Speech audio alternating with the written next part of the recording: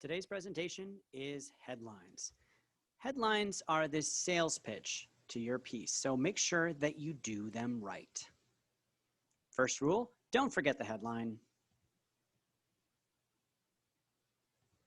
Next rule, don't use your headline to say something really dumb that gets you all over the internet.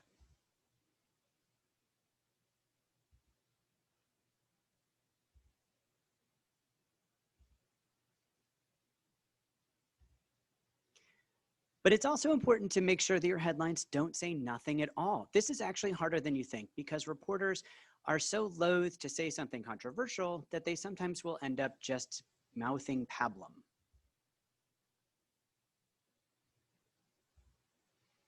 The traditional newspaper headline is a very weird form of art. It basically started because there was limited room to have a headline go across the top of the page, still be grammatical somewhat, and yet convey the message of the story. So words like the often get dropped.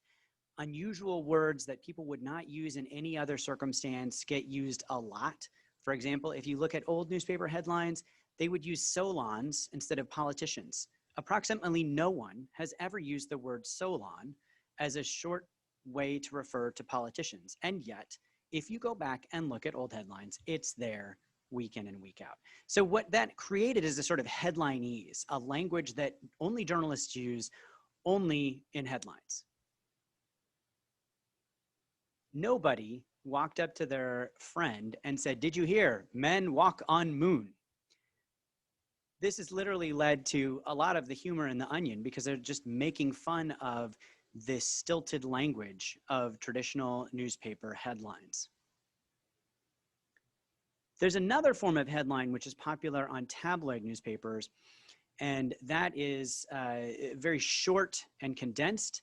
These are also used in broadsheets for a single headline that they want to draw attention to. But it's a very rare headline that gets this. It has to be something that literally can be explained in 1 or 2 words. Michael Kinsley, who is a famous journalist in Washington, D.C., maybe nowhere else, once held a contest to find the most boring headline imaginable. The winner, Worthwhile Canadian Initiative. That's an actual headline. So for those publications that depend on newsstand sales, the headline becomes even more important. It has to be very short, very punchy. It has to get people's attention and draw them in right away. The most famous of these is literally so famous that the person at the newspaper who wrote this headline, this was the lead sentence in his obituary. And when they came up with this headline, they actually sent a reporter across town just to double check that they could describe it as a topless bar because they wanted to make sure that this was accurate. This headline, which was about a bailout of New York City at a time when it was having financial problems, is literally considered so influential that it may have cost Gerald Ford his attempt at getting elected.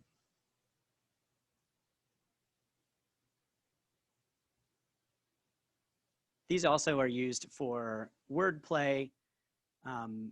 It's kind of a fun game that people play to try and come up with what tomorrow's New York Post tabloid headline will be.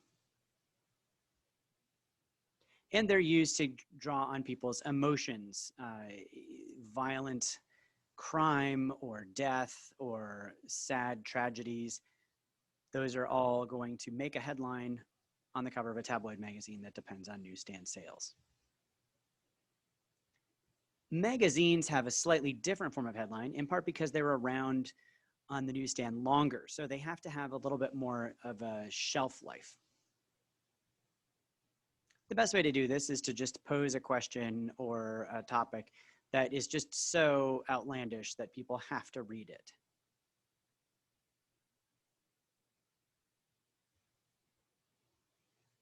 Another form of headline started to arise in the 2000s, and it's just as stilted and awkward as traditional journalese, but it is driven not by constraints on graphic design, but instead by how Google News works. These headlines are known as search engine optimized, or SEO, And the entire focus is on jamming as many keywords as possible into the headline to ensure that people who are searching for that subject end up being shown your story. The most obvious ones basically build an entire story around a question that people are searching for, like, what time is the Super Bowl? Or what time is England versus France? What TV channel is it on? And what are the words to French national anthem, La Marseillaise? Another form of headline that has been made possible by technology is a so-called A-B headline. This is a format where you write more than one headline, you put it on the story, and then a computer shows each headline to different readers and sees which one gets clicked on more.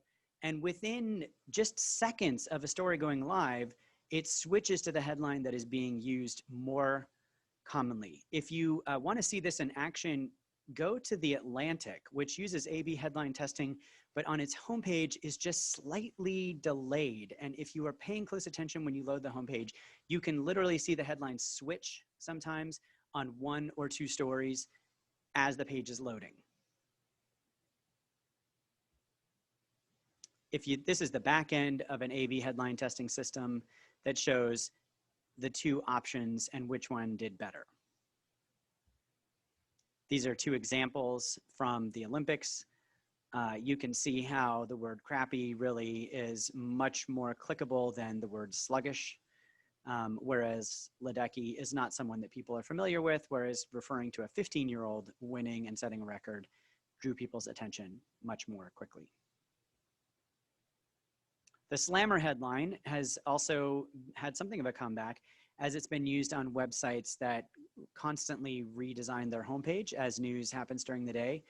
They, when there's big enough news, they'll do something called a splash page, which is just basically a slammer headline that dominates for, an hour or two maybe until there's new news.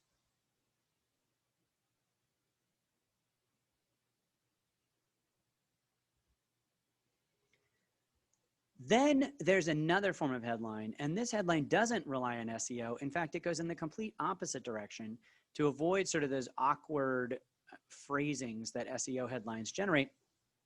Instead, this headline focuses on buzzy things that will cause you to share them on social media or click on them on social media. One of the easiest ways to do this is simply to write a list. People like list headlines because it seems like a small ask. It looks interesting, but they know that if they click through, they're not going to face a 3,600 word New Yorker style piece about life, the universe, and everything.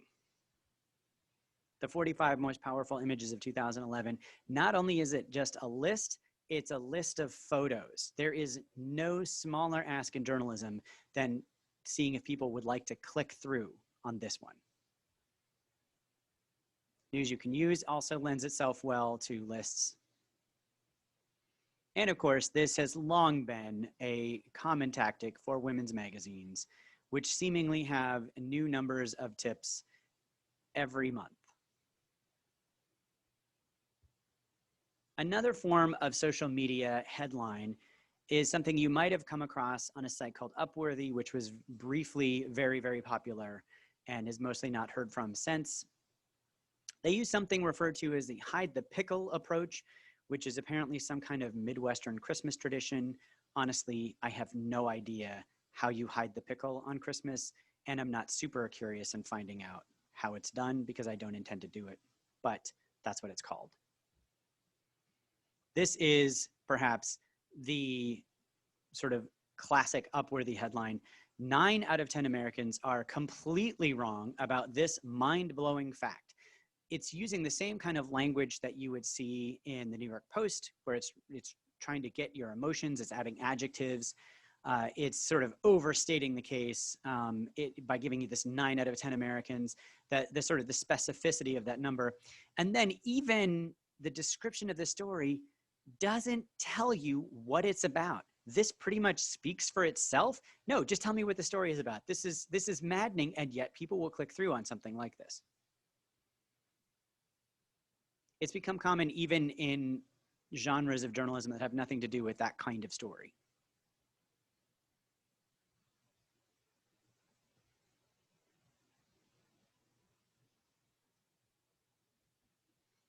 Another variation of the hide the pickle is simply to pose the question in the headline without answering this. This is particularly frustrating to people who watch fact checker websites because they will pose a question in the headline that makes it seem like that's a viable question. When you click through, you will find out absolutely no, this is not true in any way. This person was lying or misstating the facts or whatever.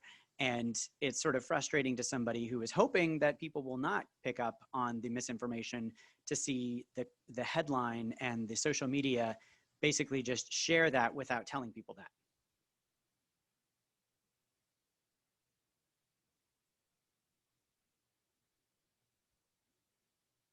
Hide the pickle headlines work to a certain extent, but they can be overused. And proof of that is the fact that there's an entire social media site account that is dedicated to just spoiling these headlines so that people don't need to click through. Another form of headline which has become increasingly popular basically tells a very short story. It can sometimes be 2 or even 3 sentences long, which violates all of the traditional rules of a journalism headline, but is fine online where there's no real reason to keep a headline to 65 characters or whatever. Her twin's hat fell from a World Trade Center escalator. She reached and plunged to her death. You actually know the entire story now, but the story is so evocative that, of course, you have to click through to read it.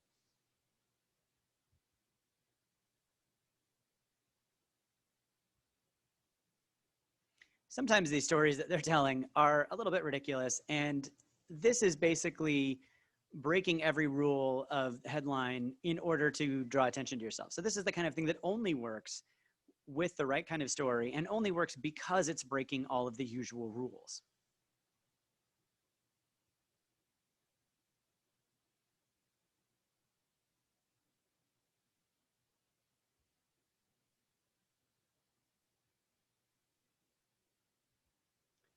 And then, of course, there are the headlines that just have fun.